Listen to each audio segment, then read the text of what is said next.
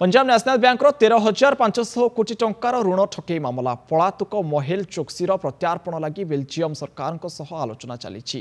गत एप्रिल 12 में Belgium entry पर चोक्सी को भारत अनुरोध क्रमे गिरफ्त करा खूब शीघ्र चोक्सीर प्रत्यार्पण हो पारे बोली कहते वैदेशिक व्यापार मुखपात्र रणधीर जयसवाल।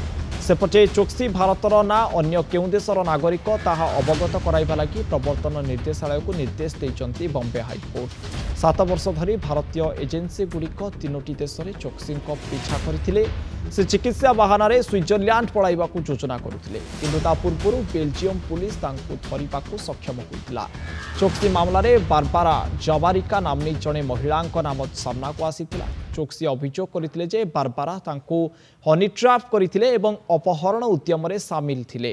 पीएनबी बैंक ठकेईर सप्ताहे पूर्व 2018 जनवरी रे चोक्सी भारतरू एंटीगुआ पलाई जाइतिले। से एठाकार नागरिकता मध्य हासिल करथिले।